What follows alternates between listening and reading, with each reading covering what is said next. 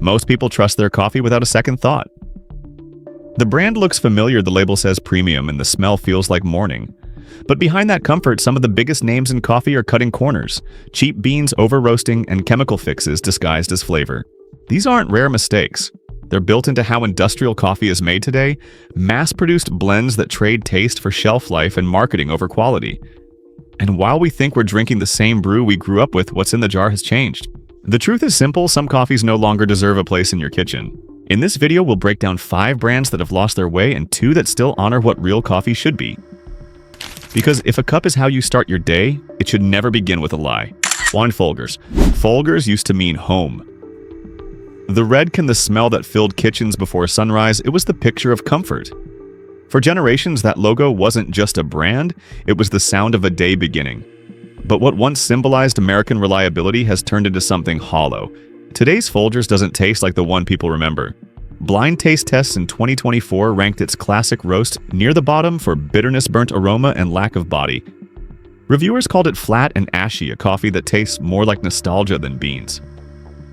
The label still reads mountain-grown, but that promise means little when the beans are mass-sourced, over-roasted, and stored long past their peak.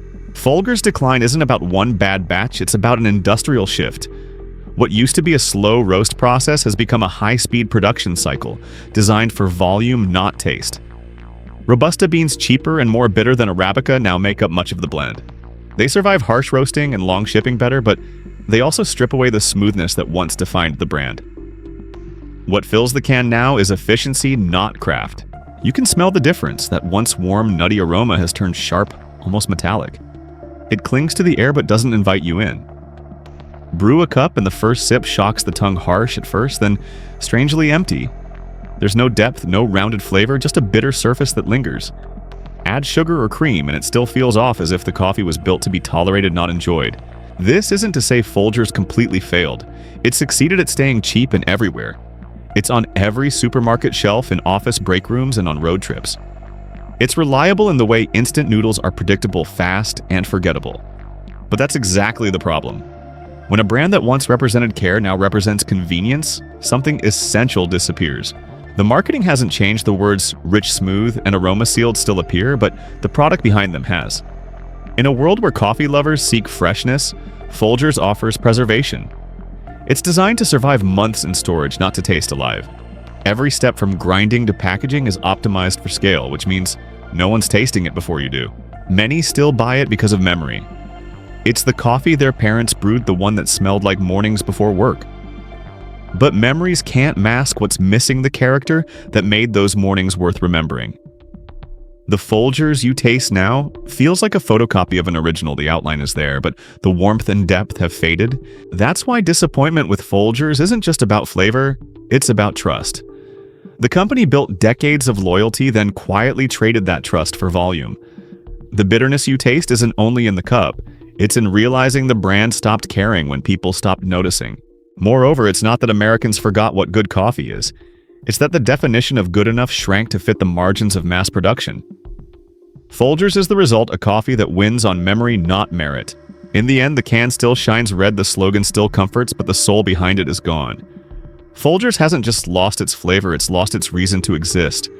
Familiar name, forgotten taste, that's Folgers today. 2. Maxwell House. Ranked last in a 2024 national taste test. Maxwell House didn't just disappoint, it shocked people who once swore by it. Reviewers described it as burnt water with caffeine, a coffee that smelled like chemicals and tasted like metal. The blue can that once stood for steady mornings has become a symbol of how far a brand can drift from its promise. Brew a cup today and you'll notice it right away. The steam rises thin, carrying a sharp, almost sour scent. The color looks strong, but the flavor collapses instantly.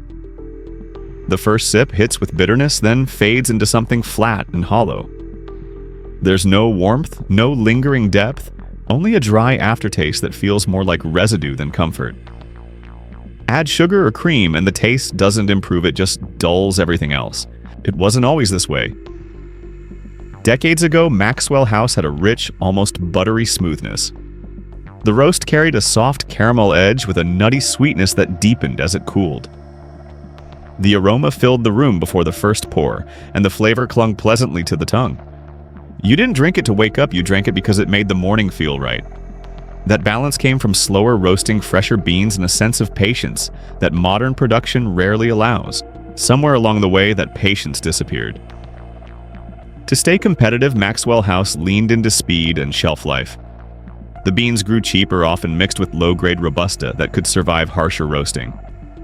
The process became automated, the batches larger, the roasting hotter. Each shortcut shaved off flavor but saved a few cents. What was once a carefully tuned roast turned into an industrial routine. The company's fight to stay relevant is understandable.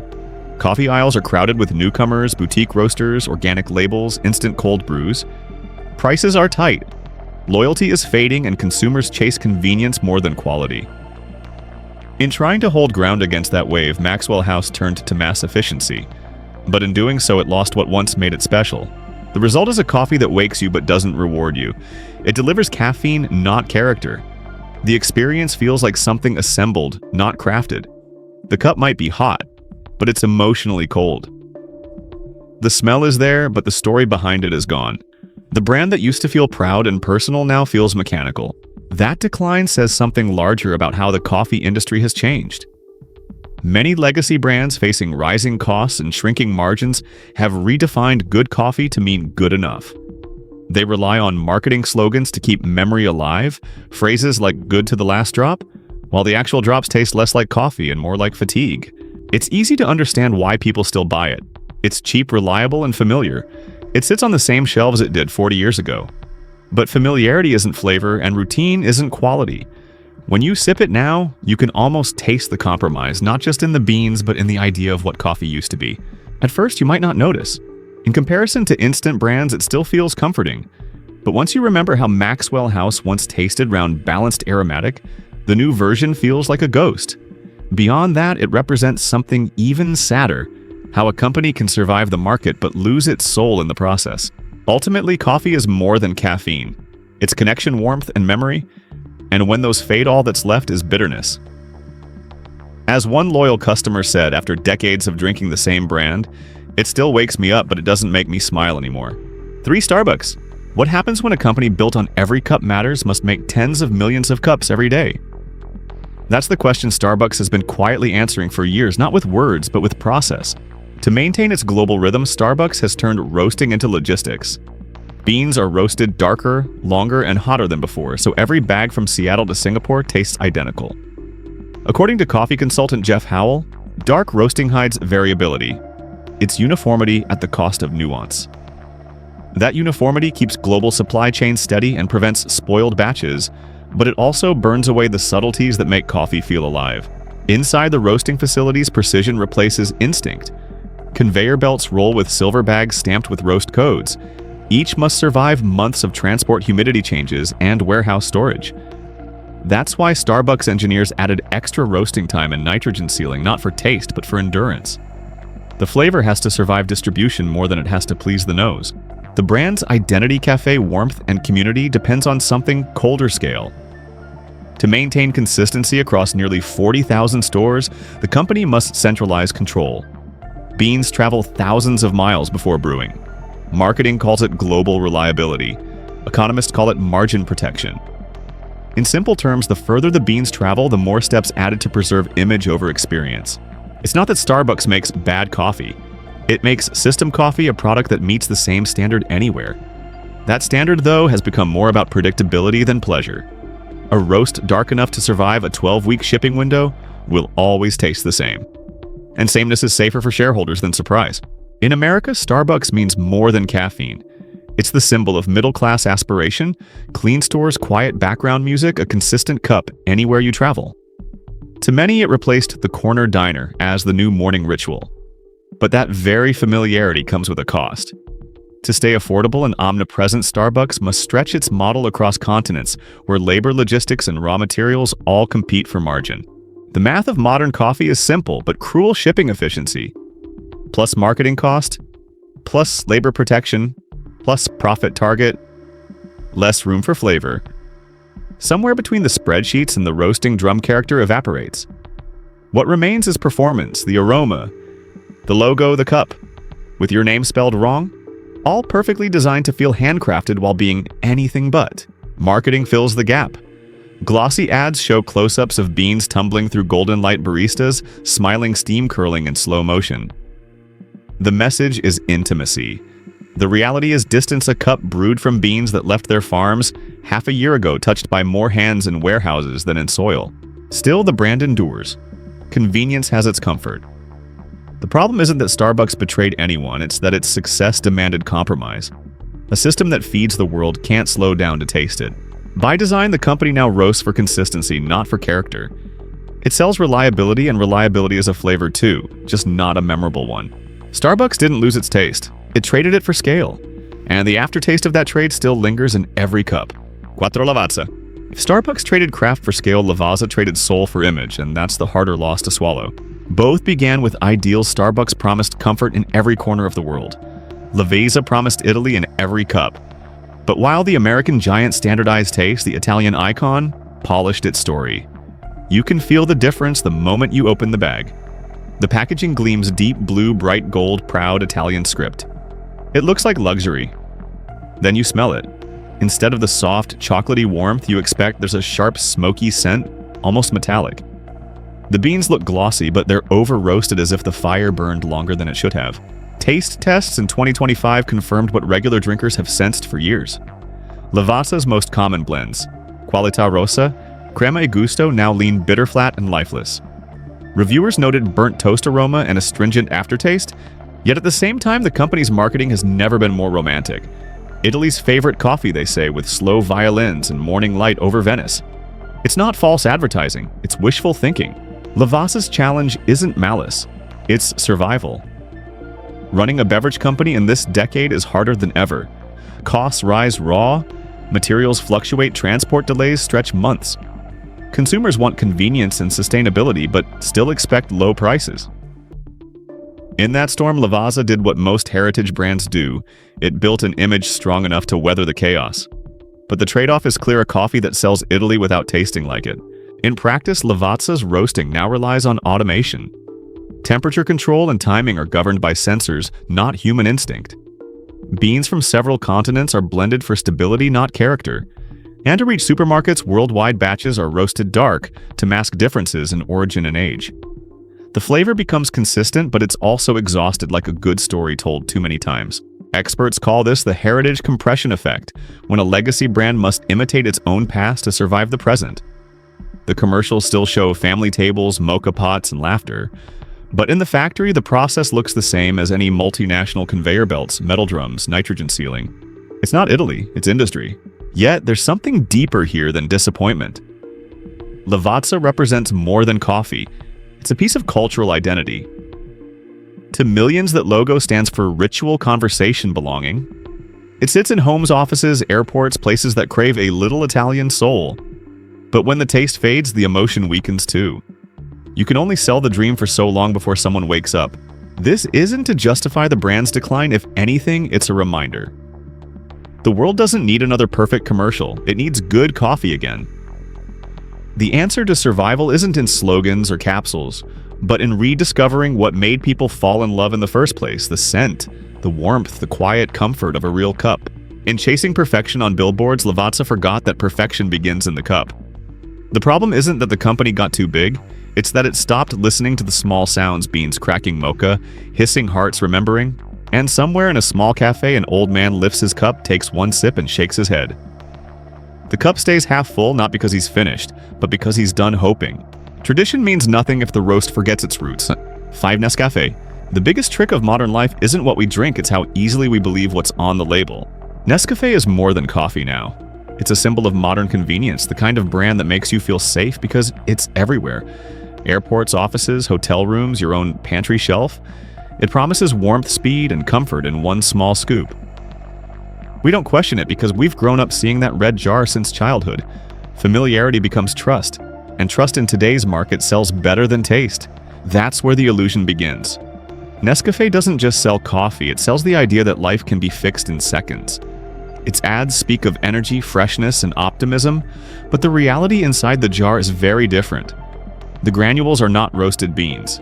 They're condensed extract brewed under pressure, dehydrated by heat, then sealed in nitrogen so they can last for years. What's left is caffeine and aroma powder, not flavor. Yet the world keeps drinking it. According to Nestlé's own report, more than 5,000 cups of Nescafe are consumed every second. 5,000 every tick of the clock. That isn't coffee culture, that's mass hypnosis. People across continents begin their mornings with a product that barely resembles what it imitates. And somehow that feels normal. The real issue isn't about bitterness or aftertaste. It's that Nescafe quietly changed the definition of coffee itself. When instant powder becomes the world's daily standard, the meaning of freshly brewed fades into nostalgia. This is not a food problem, it's a cultural one. We've been taught to trade time for illusion to accept efficiency as flavor. The ritual of brewing, the sound of beans grinding the first swirl of aroma, all replaced by a teaspoon and a slogan. Beneath the surface, this is the dark side of the modern era. Everything faster, everything simpler, nothing real. The logic is always the same: if it's quick, it's good enough. And so we rush through our mornings, drink our convenience, and wonder why nothing feels satisfying anymore. We're not addicted to coffee, we're addicted to shortcuts. Every spoonful of Nescafe tells a quiet story about who we've become: people who want connection, but settle for simulation. It's not evil, it's just empty. The cup looks full, the aroma feels right, but what lingers after isn't comfort. It's a kind of silence, like the pause after music that never really played. Still, the circle keeps turning: caffeine, rush, fatigue, repeat. The jar empties, we buy another and call it a routine. But routines, when built on convenience, often keep us numb. We forget what real slowness tastes like. To step out of that circle, we don't need to quit coffee, just slow down. Smell the beans brew with care, and remember that patience still has flavor. Because real coffee, like real life, only reveals itself when we stop rushing long enough to taste it. After 5 brands, the pattern becomes clear. It's not just bad beans or weak brews. It's a reflection of how modern convenience quietly changed what we call quality. From Folgers to Nescafe, each name tells the same story in a different accent. Time traded for profit, care replaced by marketing, flavor replaced by speed. But in every supermarket aisle, among all the noise, there are still a few brands that remember what coffee used to mean, not just energy, but experience. And they're proving that good taste doesn't have to disappear in the race to make it faster. 6 Illy. Pop open an Illy can and it greets you with a soft hiss, not from gimmickry, but from precision. That sound means pressure meeting patience. Inside isn't air. It's nitrogen sealed to keep the beans fresh, aromatic, and stable. It's one of the few coffees that still treats freshness as a science instead of a slogan. For nearly a century, Illy has kept that same promise: pure Arabica blended from 9 origins, roasted with discipline, and preserved with methodical care. Every tin feels the same: metallic, minimal, almost clinical, but what's inside smells alive. The aroma is clean and balanced, neither too floral nor too bitter. The first sip doesn't shock the tongue. It settles on it gentle but deep, with faint hints of chocolate and toasted nuts. There's no noise, no bitterness chasing your throat, only the feeling that someone measured every second it took to make this cup right. In a world obsessed with shortcuts, Illy went the opposite way. Each batch is tested over 100 times before it reaches a can. The company invests heavily in research, employing food chemists as much as roasters. Even the temperature curves are controlled within a fraction of a degree. They don't chase trends. No limited edition, caramel mocha harvest, just one red logo, one philosophy: discipline equals purity. Experts call it controlled craft, the idea that precision can preserve soul if used with restraint. That approach gives Illy its edge, but also its limits. Perfection has a cost. Illy's beans are sourced from long-term partners under strict contracts, which ensures quality but narrows diversity. Its nitrogen-sealed tins keep flavor locked in, but also make the brand feel distant, almost sterile, compared to the warmth of small roasters who hand off beans, still breathing with natural oils. And while its flavor profile is clean, some coffee lovers find it too predictable, too engineered. The romance of imperfection, the subtle surprise of an artisanal roast, doesn't live here. Even the price keeps Illy slightly apart. It costs more than most supermarket brands, often twice as much as a bag of mainstream coffee. For some, that price is proof of value. For others, it's a barrier to connection. Illy's identity, elegant, professional, unwavering, can feel intimidating to those who grew up with the messy comfort of home-brewed coffee. It's the kind of brand that earns respect, not affection. Still, Illy's consistency is a quiet victory in a noisy market. It reminds us that technology doesn't have to erase tradition. The blend may be precise, but the experience feels human. It's the kind of coffee that asks for nothing dramatic, just a clean cup, a quiet moment, and a bit of attention. Beyond that, Illy proves something larger, that purity doesn't mean perfection, and precision doesn't have to feel cold. The downside of being exact is predictability, but predictability also means trust. Every tin tastes the same, not because it's soulless, but because someone cared enough to make it that way. So while others chase trends and flavors, Illy stays where it started, with discipline, patience, and a belief that the science of coffee can still serve the art of it. Because real flavor isn't about being loud, it's about being exact. Intelligencia. No slogans, no glitter, just a name whispered in cafes by people who still care where their coffee comes from. Founded in Chicago back in 1995, Intelligencia began with a simple belief that coffee should have a face, a name, and a story. Long before third wave coffee became a movement, they built something new. A direct relationship between farmers and roasters, a transparent system where every bean could be traced and every grower paid fairly. Their idea of direct trade wasn't charity. It was partnership, and it changed how specialty coffee around the world defined honesty. The bag looks plain, like something from a small-town bakery. A brown paper wrapper, hand-stamped label, roast date, written by pen. But open it and the aroma bursts alive, fruit-forward, clean, full of character. There's no artificial smoke or sugar scent, only a brightness that feels both fresh and grounded. Each cup tastes slightly different because every harvest, every origin, every roast curve is personal. In an industry where convenience became identity, Intelligencia built its brand on attention. They visit farms, taste hundreds of samples, and roast in small batches that rarely exceed what one day's demand can justify. Every farm partner is named, every batch documented. It's the opposite of the corporate system that treats beans as commodities. Here, coffee isn't a formula, it's a relationship. Online reviewers often describe Intelligencia as coffee with conscience. Some praise its complexity, berry tones from Ethiopia, honey sweetness from Guatemala, the smooth caramel of a fresh Chicago roast. Others point out its limits. It's pricey, selective, sometimes too refined. It doesn't have the comforting punch of big brand blends. It asks you to slow down and notice the difference. Not everyone wants that. But its achievements are hard to dismiss. Intelligencia has become one of the most respected names in specialty coffee, part of the handful of roasters that shaped a global shift in how people think about flavor and fairness. It's taught both consumers and competitors that sustainability isn't just a label. It's a contract between effort and respect. And even as the company grows, it keeps a human core, small cafes, local partnerships, real people cupping beans by hand. Of course, perfection has its cost. Limited supply means higher prices. Small batches mean higher risk. And a model that prizes precision can sometimes feel distant to those who just want a warm, familiar cup. Yet those flaws are part of its truth. Intelligencia doesn't pretend to be for everyone, it simply stands as proof that good taste doesn't need mass approval to matter. The beauty of Intelligencia isn't in the branding, but in what it represents: a return to patience, connection, and craft. Each cup feels like a reminder that behind every bean is a person who cared, a farmer, a roaster, a brewer. It's coffee that feels alive because it's still made by people, not by process. Because real coffee isn't perfect, it's personal. And when you know who grew it, every sip feels earned. Coffee isn't just a drink, it's a mirror. It reflects how we live, how we rush, and what we value. Some brands forgot that along the way, trading aroma for marketing, craft for convenience.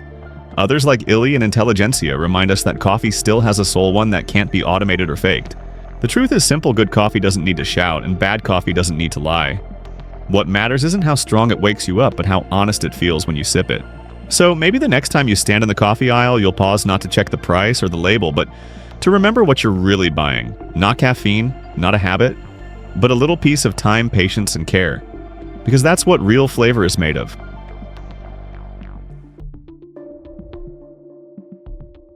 This video does not promote division within the United States or encourage segregation. All content is presented for the purpose of exploration, analysis, and fostering discussion based on current events, public sentiment, and social trends. We fully respect the United States Constitution and all federal regulations. If today's analysis made you think, drop a comment so we can keep the conversations going. And don't forget to like, subscribe, and hit the bell so you will never miss our next independent deep dive.